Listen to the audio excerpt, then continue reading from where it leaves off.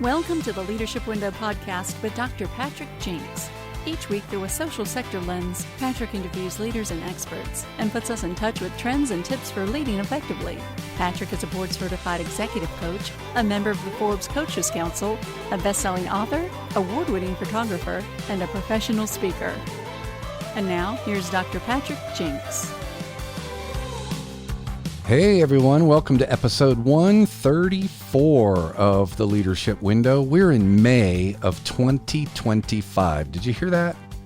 Can you believe that? It really does seem impossible. It's really kind of weird when you think about it. We're in May of 2025, but here we are. It's true. It's real.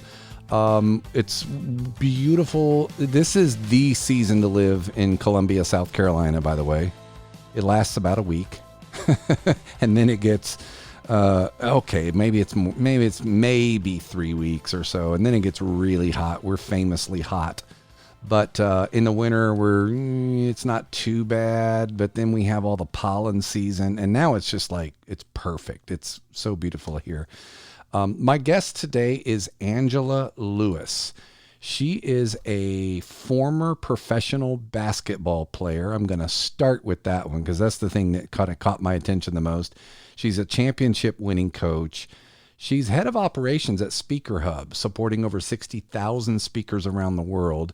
And she's an author and a speaker herself who simply helps people, particularly young people, navigate their own loves and choices towards success. And after the show, head over to AngelaRLewis.com. Lewis, by the way, is Lewes. So AngelaRLewis.com, and check out everything she's doing because it's pretty amazing stuff. And that's about as plain as I can say it. There's a lot more. So Angela, I'm going to let you clean up my mess and share anything else about yourself that we should know. I'm really thrilled for this conversation. Welcome to the Leadership Window. Patrick, thank you so much for having me. I'm really excited. Angela R. Lewis, Lewis. I think you may have said ES, but no, thank you. You're welcome. No, it's okay. It's not a problem at all. Really excited to chat today. I mean, sports has been amazing. And in our intro call, we talked a lot about sports. So I'm excited to dive into that part of me and how that all led up to where I am today. Yeah, I'm excited to dig in a little more too. And like you said, we talked offline a little bit, but now we get to really unpack this. Your profile really caught my attention, honestly, because I happen to follow, not super follow, but I have followed for many years women's basketball. And, we have a little team here in South Carolina you may have heard about. But I think I heard of them. Maybe. So we love living here right now. It's great. Coach Staley and the team here just really boost the morale for this region, and just what an extraordinary story they have. You've got an extraordinary story. We talked earlier about my connection to Louisiana Tech back in the 80s, back in the heyday of Louisiana Tech, and when Pathead Summit was at Tennessee, and Leon Barmore and Sonia Hogue were at Tech, and you had Cheryl Miller playing at Southern Cal, and you had Kim Mulkey playing for La Tech, and the Teresa Witherspoon days and all that. Really, that got me really hooked on women's I ended up really liking it more than the men's game. It felt more, I don't know, it just felt more of a game to me. It just felt different. More strategy, less slamming, just like you got to really kind of make the plays. Anyway, that really attracted me, obviously, to your profile, and I want to learn more, particularly since you played pro ball, I think, over in Europe. Mm-hmm. And University of St. Louis, am I remembering that right? Is that where St. Louis University? Yes, St. Louis University is where you played college ball. Yes. Yeah. It is. Well, my listeners know that I'm a big St. Louis Cardinals fan, which I think you are as well. Absolutely. Yeah. Okay. Absolutely. Have to be. You have to be, or we'd have to end this episode right here, right now. And that's good. Hey, let me ask you this: did you find basketball, or did basketball find you? Because basketball found me. Basketball found me. I thought so, because you tell the story about not being a good basketball player when you were young, and how your brothers kind of nudged you, if that's maybe too gentle a term from what I read. But tell me a little bit more about how basketball found you. Basketball found me because I'm 6'1" and I've been this tall since I was 12 years old. And I was walking out of Blockbuster Video one day, dating myself. For those of you who don't Yeah. know what Yeah. Blockbuster is or Look it haven't up. heard of Google it. it, it was a video rental store where you would literally go and rent videos. But this was our family routine on Fridays. And there was a basketball coach there named Luther Coyle who saw me and asked if I could play basketball. They were looking for more tall girls on their team, like every team is looking for tall Oh, girls. sure. And I said, of course I can. Let me ask my mom. And then my mom took me to practice with these young women, and they were so good. Patrick, I hadn't played organized before. And what I eventually learned is that this team was a select team that traveled and played basketball. And we went to national tournaments, and that opened the world for me because I wasn't very good and I hadn't traveled anywhere. My family only went to Mount Bayou, Mississippi and Memphis, Tennessee, only two places. Mm. And so basketball just opened the world. I know we'll get into, but basketball found me because I was just a tall kid who was really insecure. Someone saw me and said, well, do you want to come try this thing out? And it ended up being a cornerstone to my life. Wow. Yeah. So today, what would you say you're on a mission to do? I'm on a mission to do one thing, and that is to help people learn, grow, and give. That's it. Learn, grow, and give.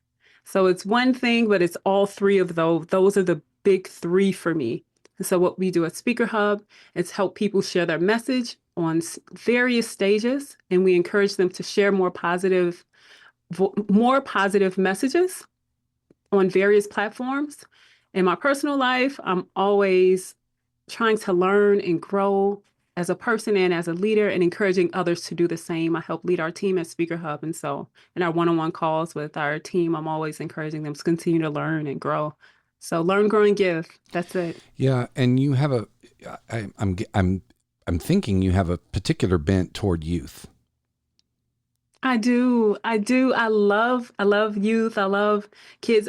I was on another podcast and the person asked, how do we help people become more empathetic? Mm. And I really think it starts when they're young. I think it's hard to change the heart space and the value system of adults. I think that's hard. But if you can really instill empathy, caring, love, a perseverance that we get from sport in young people, then we can create a different type of adult. Boy, we could do a whole episode just right on that right there. That concept of developing value. You know, I've spent a lot of time around early childhood work, and you know, they say that 90% of our brains are developed by the time we're 5, and we think about that in terms of you know, intellect, but we often don't think of it in terms of socializing and even value creation. Values may come a little later, you know, in terms of really forming them and rooting them. But yeah, what we are brought up believing and being taught and being shown matters. And so I love that. It is so much more difficult to change a value system when you're older, much like language. You know, if you grow up learning Spanish, it's easy. But if you try to learn Spanish at 40 years old or more, it's hard. It is definitely more challenging. Patrick, I just started this new project that I have to tell you about basketball language learning in kids. Ooh. We can get to, this literally just happened in the past 2 weeks. So I'm going to share that. Jump in. Oh, right now? Yeah, okay. Sure. Okay, so I'm working on a children's book. I was asked to speak on a panel at the local Boys and Girls Club that I grew up going to, which is in the inner city of St. Louis. And they asked people who are authors to come in and speak about writing and literacy to kids who are a part of the club. And the woman who organized the event said to me, the other two people have children's books, but your current books are for middle school, high school, and college. So your book it's a little too advanced for them. And I was like, oh my God, I should just write a children's book. I can't come to this event, speak on this panel, and not have a book. So here's the premise of the book. It's called A Ball and a Chance, Destiny's Adventure in Colombia. As you know, I lived in Medellin, Colombia for 2.5 years. And so the premise of the book is there's this little girl who's very tall, and feels very uncomfortable and feels out of place. One day, her Aunt Jasmine, who's a basketball coach, calls her and says, I'm doing a basketball camp in Medellin, Colombia. I would love for you to come. Of course, Destiny is elated. Long story short, can't give the whole story away. Yeah. But she goes, she learns a lot, she meets new friends. So the premise of the book is basketball can connect you to people all over the world, and sports can connect you to culture and language and in ways that you couldn't have imagined, which is my story in essence. And so I'm super, super excited about this book because it's going to, my hope is that it will, to your point, help people learn, help kids become curious about language and culture and about leaving wherever they're from and exploring new places. And Destiny is going to travel around the world and visit a lot of that places. Sounds cool. When's it out? I knew you were going to ask that this summer. Awesome. This summer, like the movie premieres coming this fall. Make sure you peg me on that. That sounds exciting. You know what's cool about that, Angela, is it sounds like the book is not about basketball. It's not. Right? The book is about connection and life and growing and, all those things, but basketball's the context. Yes. Yeah. And it gives you the opportunity. Sports, it was basketball for me. For other people, it may be dance or music or reading or science, whatever it is. Yeah. But whatever the thing is that you enjoy, it can connect you to people all over and use that as the bridge. Man, that's really cool. So what are the various ways in which you're spreading this message? Obviously you're doing podcasts, you're writing books, you're doing keynote speaking. Do you do coaching and consulting? Tell me about your work and how it is you're helping people. Sure. So panels, keynotes, podcasts, small group settings. There's also, I talked to a guy who's an Olympian recently, and he wants help sharing his story and communicating. So I'll be doing some coaching with him, some one-on-one, like how do you frame stories? All athletes have like I won and I lost, but then how do we tell those stories a bit more robustly? So I'll be doing some coaching with him, which I'm very excited about. MCing, love to MC events. So I love doing that as well. Yeah. Awesome. Oh, good. Well, again, I for those that are out there going, ooh, how can we leverage her? Again, reach out, AngelaRLewis.com. Lewis, Lewis. Yes.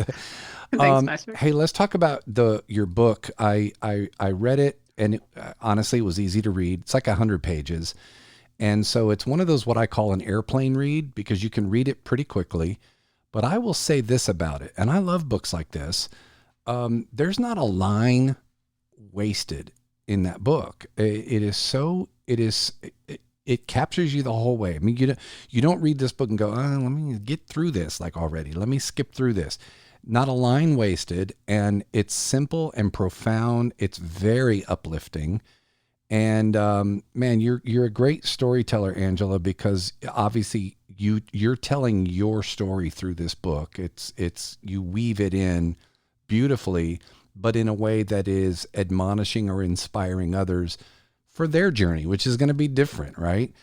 And if you're up for it, I'd like for you to kind of walk through the book is called The Game Changing Assist. It's a basketball term, which I love.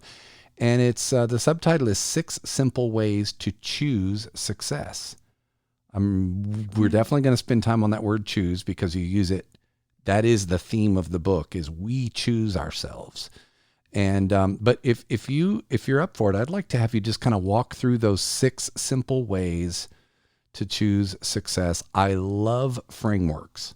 I live in frameworks. So you've created a really easy one with the 6 V's. You mind just walking us through those, and we can just kind of talk back and forth as you go through them? No, I don't mind at all. Of course. This book this was my first book. So anyone who's published anything or put anything out there knows how nerve-wracking, how it is to put your heart on paper. So the 6 V's are voice, vision, value, valleys, victory, and volunteering. And as Patrick said, the goal is for you to know that you have a choice in each one of those. So you can choose the vision that you have. We'll start with vision. A lot of times we don't necessarily know the next step or what options exist for us. And so it's really important to have a vision, like you can dream really, really big. And then when you have that vision, understand that it's sacred for you. And so you may go and share that with someone and they may not get it. So vision is important because I'll give you an example. I was talking to one of my college professors and he said, I showed him the vision that I have. And I had it all laid out, Patrick, like had charts and arrows pointing everywhere. And he goes, looks like you have a lifetime of work. And this was my like 24-year-old self. And I was like, there's no way I'm getting all this done this year. And of course, like, you can't get it all done in a year. When you have a vision that's that big, it literally takes a lifetime to do all of the things. And so have a vision that's so big that it will carry you. Now, you may not necessarily know every single step of how to get there, but we need something that pulls us into our future, or we'll get caught up in our past and believe that that's all that we are. So that's vision. There's a place in the book, I don't remember where it is. I don't know if it's on this V or another one, but I'm going to use it now because as you're talking, you talk about choose your vision, which is good. Let's cast our own vision. What are we dreaming of? Mm-hmm. Other people are involved in that though, and we are involved in other people's visions. I'm thinking about people who inspire vision, like the coaches and the music teachers and that expose you to things you don't even know exist yet until someone shows you, hey, look at this. It's your story of destiny is going to do that for people. They're going to go, wow, hey, basketball might be a thing. I never thought about that. So we inspire others toward their own vision, many times not even realizing. Think about the school teachers that, we all have those several school teachers that really made the impact. And it wasn't because they taught good English or math. It was because they connected with you as a person. And the impact that we have on others is really profound. Yes. And the part in the book that I'm talking about here is where you talked about, so the book is called The Game-Changing Assist. And for anyone who doesn't follow basketball, an assist, much like in hockey, an assist is when you've got the ball and you pass it to someone else in a way that sets them up for the score. I'm probably slaughtering it. I'm sure there's a more technical way to call an assist, but for people that don't understand the game, it's when you're actually setting someone else up for the score. And one of the things that excites me about that is we always want to be the one to score the points and win. It's the assist that, to me, some of the greatest plays I see in basketball are the amazing assists. But there's the part in the book is where you say, in order to get an assist, you have to first get open. Yes. You have to you have to create an opportunity for someone to assist you. That was a powerful concept because a lot of people don't have the vision yet. Yep. Just get open. You don't know yet. When the ball gets in your hand, then the vision becomes the goal, right? Literally the hoop. But if you don't have a vision, it's okay. Just get open for one. Right? That really hit me in a really cool way when I read that. Thank you for bringing that up because it's a subtle point that deserves more light on it. And I want to dive a little bit into what does it mean to get open. Oh, yeah. Being open is about character. That's a conversation about character.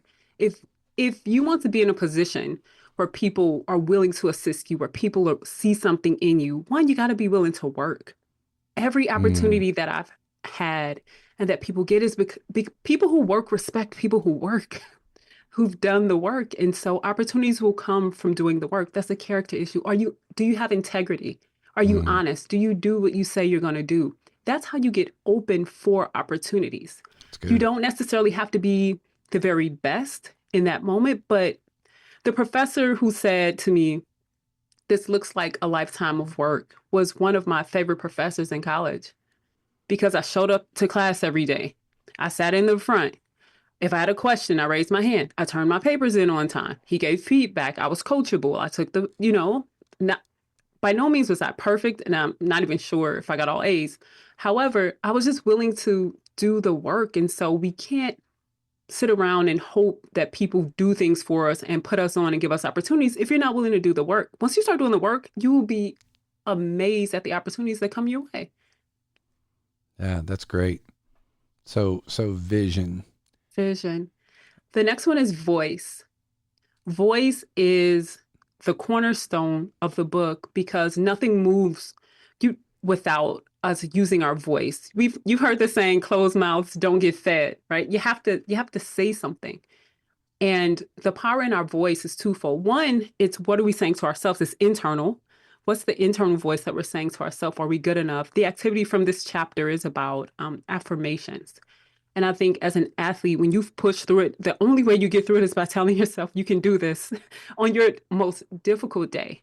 I know I can push through this. I know that I can fight. You have to force yourself to become something that you've never been, but it starts with voice. So that's the internal side. The external side is how are we using our voices to help other people?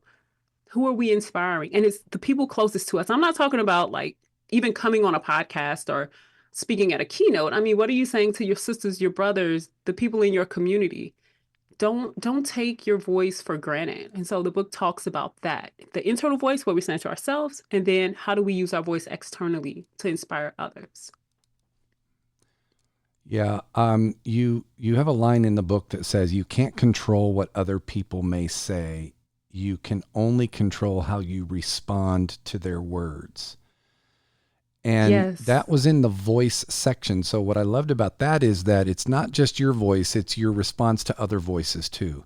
They all yes. shape each other. They do. And we get to choose what we take in and what we don't. If someone says something that's not true, you don't have to accept it. And you have to be able to control your response to it. So voice, especially in today with social media and likes and comments, and we're hearing way more voices than we've ever heard before. Yeah.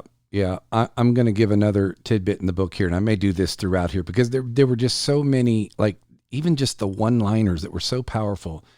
You said every time you speak, you are letting a little piece of you out to the world. Maybe you're not a basketball player or even an athlete. It doesn't matter either way, but your voice is still the most powerful tool that you have.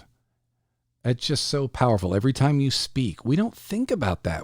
Sometimes we speak and we don't realize we just put something out in the world. But you said we put something of ourselves out into the world. So what are we putting out there? Man, that's just so powerful. Patrick, thank you for the reminder. I hadn't read that line in a little bit. Yeah, I forgot I wrote that. It's true. But I appreciate the reminder because it's parts of us, we have the ability to infect and affect other people with what we say and how we show up. And so if we take that seriously, which is why I love the work we're doing at Speaker Hub, we take that seriously. And we believe that we need more people who are willing to share positive messages and who actually want to create change in the lives of others. Yeah. Beautiful. And then is it value? It's values. So we have this vision. You have this vision of what you want, or someone instills a vision upon you that's bigger than anything you could have imagined for yourself. You're listening to positive voices. You're being positive. However, if your values don't align, for example, if someone wants to play college basketball, but you don't like working out, you're not getting to that vision. And you're the only one to blame. Like it's you who made the choice to not do what was necessary to embody the values necessary to get to that vision. So values is challenging the reader to take a hard look at yourself, myself, ourselves, and say, am I really doing the things to get to where I want to be? It could be working out. It could be a leadership position with work. It could be just being a great daughter. I mean, there are certain things that we say we want, but if you can figure out who you have to be to accomplish those things, then embody that and you will get closer. Yeah, I don't have much to add to that. I mean, that's really well summed up. We in the work that I do with nonprofit organizations and strategic planning, all organizations have what they call their values statements. Mm-hmm. And we've seen these on the website, right? Our values, integrity and honesty and trust and yes, givens, right? I mean, hopefully those are your values, but they often just sit on the website though. Or maybe they're even a poster board on the wall in the break room. Maybe they're integrated into the strategic plan as a statement, but it's value statements. But those aren't really values. Those are just words. Those are concepts. Yeah. Living them and creating a culture that honors those values where you can see, yep, I know where that transparency shows up for this organization. Or I've watched this organization demonstrate respect toward the least of these. Or I've watched this organization be customer centric, as it says in their value statements. And someone told me, my adjunct coach and a good friend of mine, Monroe Free, says that it's the external people that will tell you what your values are because they're watching them. Like we don't tell people what our values are; they'll tell us based on what they see. Patrick, let me tell you, one of the greatest tensions in my life has been my big brothers. Like the biggest points of contention came from them because they see me fully, right? They don't see the person who wrote the book. They don't care about any of that stuff. It's the people who have paid attention to your habits, to your point, who can say, oh, you're a bit inconsistent. You seem a little non-committal. But also you're super talented, right? So there's both sides of it. And so I think values can be told, like you said, by two things: what you spend your time on, what you spend your money on. You can say that you value learning and growing, but if you're not spending time doing those things, then you're probably not. What'd you say? What you spend your time on? And money. And your money. Yeah, absolutely. We say that also in the organizational context. Look at an organization's budget and you'll find out what they care about. Yes, absolutely. Yeah. All right. What's absolutely. The next? So from values, you go to Valley, because it's great to have this vision. You get your values together. You're working hard, you're listening to the voices and your motivational talks in the morning, and you're speaking positively, but life's going to knock you off your game. You're going to get knocked down. It's just a part of it. And so in the Valley is where you get to really evaluate who you are and bounce forward. I like to say bounce forward to move on to the next level. But the Valleys are hard because you end up questioning if it's worth pursuing, and the valleys are inevitable. So I encourage everyone, when things get tough, which they will, for you to dig in a little deeper, and you may have to work harder and lean on those voices and people to help pull you out of the valleys. But they're coming. It's just a part of life. Well, you're obviously spot on to use valleys in the plural, because we're going to go through a lot of them. If we live long enough, we're going to go through a lot of them, and some of them are going to be little ones, no big deal. Mm-hmm. Some of them are going to be game changers, to use the pun. But it's the biggest learning I've had about the valleys is, what did I learn from them? Yes, was there learning? And some of the valleys have been things that I felt like I was wronged by somebody, and I can spend time being righteous, or I can learn from the situation. Mm-hmm. I have, to put in your words, I have a choice as to how I handle that. You've heard, do I want to be bitter or do I want to be better?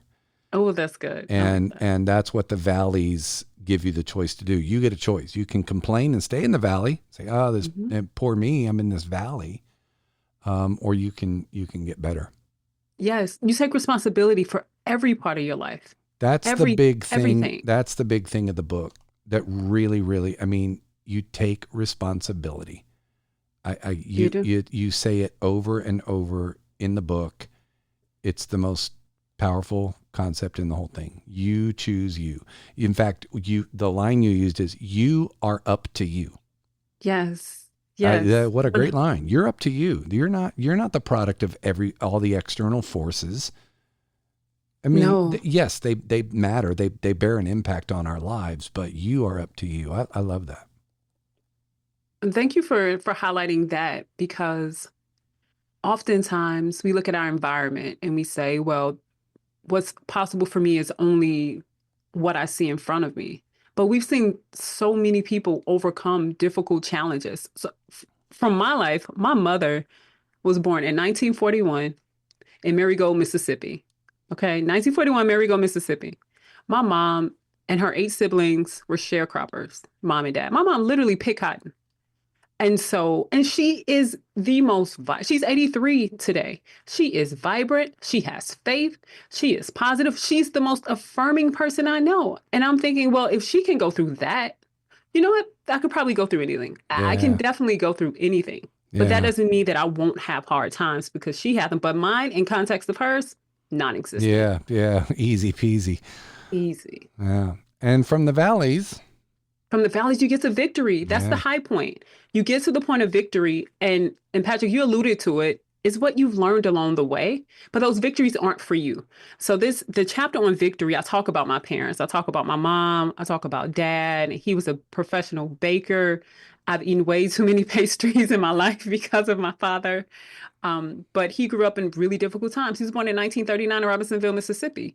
He's 85 today. And so for victory, what my mom and dad went through helped my brothers and I. It created the lives that we have and the opportunities that we have today. So we go through these things not for us. It's actually for the people who are looking and watching and who are next to you. So go through your valleys, get to your victory, and then teach someone else along the way, which gets us to volunteering. It does get us to volunteer, the last of the 6. But before we go there, I another line in the book. Just I'm telling you, get this book, because it just power line after power line after power line. Victory is a product of your choices. I mean, it's simple, it's elementary, but it can't be overstated, the power of that line. Victory is a product of your choices. We tell organizations all the time, you know, I'm coaching leaders that will say, well, we've got this going on and we got this problem and that problem. The problems that most organizations have are systemic problems that they created. The leadership created their system. You created your environment. You're getting exactly the results that your environment is set up to get. You're getting it. You should be thrilled. So you have a chance to change that. And one of the powerful things, I'll say this about the victory, is if you're going from A to B and that's your plan, and B is your definition of victory or vision, it is actually pretty rare in our lives that we go from A to B. We usually end up at L. Yes. And because we missed the mark on B and we went to C instead, and then we said, well, let's go to D. And D, actually, while we were on our way to D, some new inspiration or opportunity came up that led us toward E, and we move on. And so the key is, at whatever point you are. So if you said, well, I was going from A to B and I failed miserably and I ended up on D. All right. Well, B may or may not still be an option. You might have to accept that. But what is victory from here now? From right here now, what's the vision? And I think we constantly have to recreate those visions. It's rare that there's just this linear straight line. Yep, I visioned it, I did it, I planned it, there it is, boom. What do you think of that? Oh, I agree 100%. Very rarely do things work out the exact way that we anticipate in the exact timeline that we anticipate. However, if we can take little steps and get little wins, we can still experience a piece and a portion of the goal, but the strategy may have to change. So this strategy got us a little bit closer. Then we tried this next strategy, that didn't work. Well, then we shift strategies, but the goal stays the same. Yeah. And so I think you're right on point with that. Is you start from the point you are today, and then you look to move forward. Victory is relative. It is. You know, relative. The other thing that I liked about your victory chapter is that you talk about the small steps that it takes to victory. It's not big, giant leaps. It's big goals, little actions. We say that all the time in our coaching world. Big goals, little actions. Yes. And you really highlighted that, because if you said, for example, if your long-term goal is to earn an A in math class, one short-term goal might be develop some better study techniques. That's it. Right? A little small step, not become a math wizard. That's not the step you take. No, Yeah. and sometimes we get enthralled by things we see online of people's highlights, but we don't see all the work that it takes to put in to actually accomplishing anything. Y'all didn't see this, but before this interview, I'm trying to figure out how to connect the mic and the headphones, and Patrick was so patient with me. But we wanted to have a great interview that had great audio, and so we were a little delayed trying to figure this thing out. And so there will be mishaps along the way. Yeah, it's But how we just stay with respond to it. them. Mm-hmm. It's how we respond to them. They're going to happen. It doesn't mean you failed. It doesn't mean you're in the wrong spiritual dimension. It might mean you're in the exact right spiritual dimension. So yeah, it's going to happen. It's how we respond to it that matters. And then, when we're successful in life, it's that giving back piece. You said teach others, show others, lead the way, serve. And that's your 6th V, the volunteer. Talk about that one. Volunteering is something that can happen wherever you are in life, whoever you are at whatever stage. We all have something that we can share with others that we know, regardless of whether you have a degree or not have a degree, whether you're the owner or CEO of a company or not. We have the ability to give. My mom and dad were big givers, but they weren't a part of organizations that gave. It was the kids who came to the house who played basketball in the backyard who my mom gave food to. It was, the person walking into the grocery store who was asking for money that we gave to. So you can give and serve in a myriad of ways. Back then, our coaches didn't get paid at all. Our youth coaches, they just gave and poured into us. And so I think when you grow up like that, you have this sense of responsibility to do the same and to share that, because you know the impact that it'll have. So volunteering isn't about doing it big. If you can't do it big, great, do it big. But think about who you can give to that's right next to you. And there's a ripple effect that occurs, whether you're 5 or 55, it doesn't matter. I mean, almost every major religion in the world has this as a tenet. Yes. Giving. And how giving returns exponentially. And which is not why you give, by the way, but that is a reality, that giving, and people gave to us and are still giving to us every single day. Yes. I wouldn't be here without, oh man, some amazing gifts. I'm just crazy how certain people have stepped into my life at the right time and really offered something. Sometimes small things that just changed my mindset, and sometimes big things that I couldn't have, climbed over a rock without them. So yeah, volunteering, the crux of this book is choices, choices, choices, choices, choices. We choose. Big follower of Dr. Marshall Goldsmith, world class executive coach, pioneer actually of executive coaching. And he talks about the employee surveys that we do in organizations. Does my supervisor foster a positive relationship with me? Do my coworkers accept change readily? Does my manager communicate well with me? Does my organization set good goals for me? He said those are backwards. We're asking people to rate someone else. The question should be, did I do my best to foster a relationship with my supervisor? Do I accept change readily? Do I communicate well? Mm-hmm. And so it's that sense of personal responsibility that always resonates with me, which is why this book really resonated with me. So anything else you want to say about the book, and kind of what's this book created for you? What are you finding in terms of response and your own learning from writing it? What I found in terms of response is that people really have found a way to apply it to their own life And for all of us, there are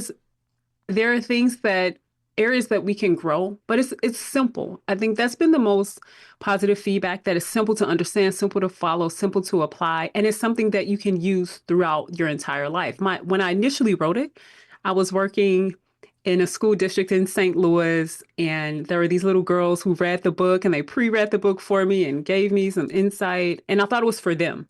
So I wrote it for them, and then others read it and they were like, oh, this applies to me as well. I mean, today this applies to me. And so I've been really grateful to know that you can have an intention of creating something with a specific person in mind. And then because the framework, it can extend beyond that. So the biggest lesson is just keep creating and keep giving from the purest place in your heart, and it will be received by the people who need it in the moment that they need it. I wish our listeners could see this episode. I wish we had a video version of this, because what I've appreciated, I get to see you because we're doing this through Zoom, and I get to see you, and it's striking how authentic your expression is. And I know our listeners are missing part of that, but just seeing, I mean, here you are on a podcast that is not going to air on video, and your expressions are if you were in the room with me having a wonderful conversation. And I really appreciate that, Angela. The authenticity that you show up with is off the charts. Thank you. I have 2 questions I like to ask all my guests as I wrap up an episode. And one is, because I love the stories, the diverse stories I get and people's perspective on this, but who comes to mind for you as a leader somewhere in your life? You may know them or may not even know them, but a leader sometime in your life who you would say has had a profound influence on your view of leadership and your ability to lead others. Who comes to mind and why? Who comes top of mind is Ron Story Jr. He is the owner of Speaker Hub and a really great friend of mine. Ron is the most humble, hardworking, caring person that I've met. I mean, he's a really dynamic person because he's from East St. Louis, Illinois. He has built himself. When we talk about choosing who you're going to become, he's built himself and learned and is willing to ask questions and has purchased multiple businesses and is so giving of his resources and of his time. We have a Speaker Hub customer meetings every day, Monday through Friday. His leadership, Monday through Friday, noon. We're going to show up for people. So it's like a leader who's willing to show up, who's willing to serve, and who's willing to be available, and who's willing to learn. I think Ron Story Jr. is dynamic. And I'm going to connect you with him because I think you would love a conversation with Ron. Yeah, I would love that. Who inspires me.